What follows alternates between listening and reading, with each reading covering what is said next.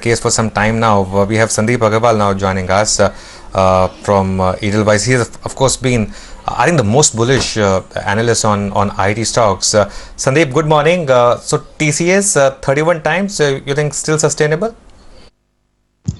See, I don't see the stocks like this. As you recall, we have been saying for last 14 months that it is a big upcycle, and in an upcycle, multiples will only matter. So we should only look at multiples if the business is going down, or how's the business cycle. Because as I said, and you can see the numbers, every quarter analysts are upgrading numbers, companies are upgrading outlook. So I don't know whether this 31 multiple is right or not, because same thing happened in 2009 to 16 cycle. Forward earnings on forward earnings basis, stocks were looking at 35 times, but when actual numbers came, they were looking at 20 times. So this earnings estimate itself are massively underestimated, and I think again this quarter everyone will upgrade numbers. So that's all I can say. So I think this multiples are not the right way to look at it. Okay, let me look at it from the earnings and numbers way, Sandeep. I put together this 4.8% growth that is expected in dollar earnings in fourth quarter. That is some 5,700 and nearly $6,000 million or $6 billion. If you add that in the full year, their dollar revenues rise to about $22,200 million. The point is, year-on-year growth for dollar earnings will actually be about 0.5% to 1%.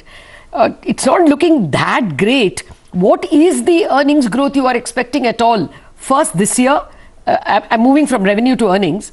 First this year, and then FY21 and then FY22. Yeah, exactly. So this is exactly what Lata, we have been saying that, first of all, if you see our estimates, we are at 5.5% dollar growth for the current quarter. And our PAT growth for the current quarter is 8.5% year over year.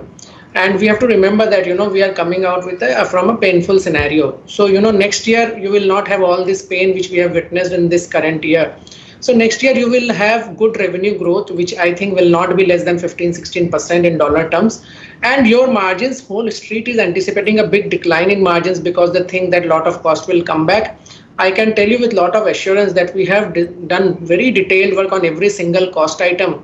And I don't think that, our margins of TCS, anyone will go down. Maybe they can go down for a quarter when they are giving wage hike and bonuses, but they will recover back very strongly because demand environment is very strong. And you can see data of last 30 years, whenever demand has been strong, the operating leverage is very substantial. So below cost of goods sold, the costs are mostly semi-variable, where you get a lot of operating leverage. So I think that is something which needs to be seen in more detail. And I think that gives me very high confidence that, TCS will post at least 18-19% EPS growth for next 2 years comfortably and 15-16% dollar revenue growth comfortably.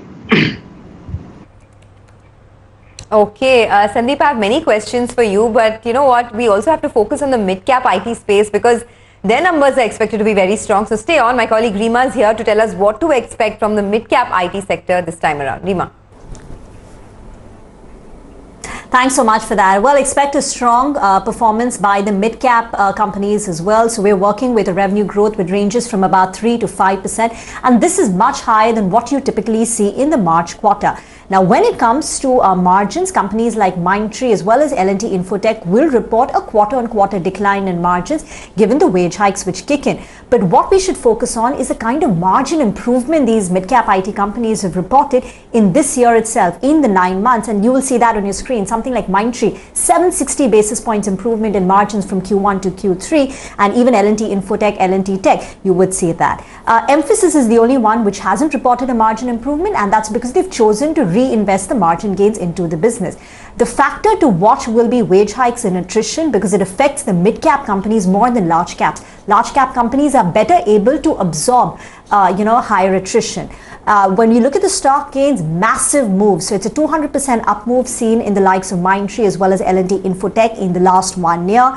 And valuations for all these mid-cap IT companies across the board, again, are trading at much higher levels. The most expensive ones are L&T Infotech as well as L&T Technology, which are trading at 33-34 times FY22 PE. So more expensive than a TCS as well. Back to you. Okay, well, lofty valuations there. Sandeep, good morning. What would your pick of the pack be from the mid-cap IT space? So, we have been for last 2 years writing very boldly on the front page of every PDF we release that we see Mindtree and L&T Infotech will create same shareholder value what Infosys and TCS has created in next 10 years. So I don't have any change in view on that. After the results, there could be some cool off of 5-7%. But if you recall on 18th of March when Accenture numbers came, since that time we said that by the time results come, most of the large cap will move by 10% and mid cap should move by 20%. And we are beyond that number right now already in just like 20 days, 25 days. So I think there could be some cool off from here, but these are very structural stories and they are in a very big upcycle. So for a long-term investor, I would not suggest them to sell at all. If someone wants to switch some weight for some small period of time of 45-50 days after the result, I would not say no. But I think structurally these stocks are going to generate huge amount of wealth, whether it is Mindtree, L&T Infotech, Coforge, Buildasoft, Persistent. They are very good stories and they are caught in the right side of the cycle. So I think the immense value will be generated over next couple of years. Give me one number, deal pipeline, what should we expect from TCS for the fourth quarter?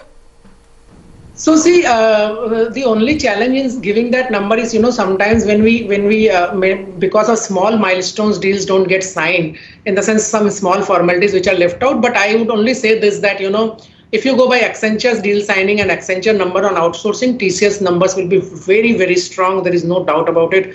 I would refrain from giving a number, but I can tell you it will be one of the strongest in history of TCS. Okay.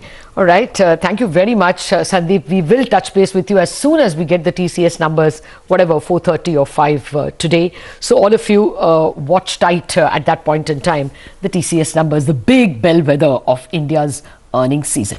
Quick break and thereafter it will be all technical strategies. Sudarshan Sukani and Srikanth Chauhan will be with us.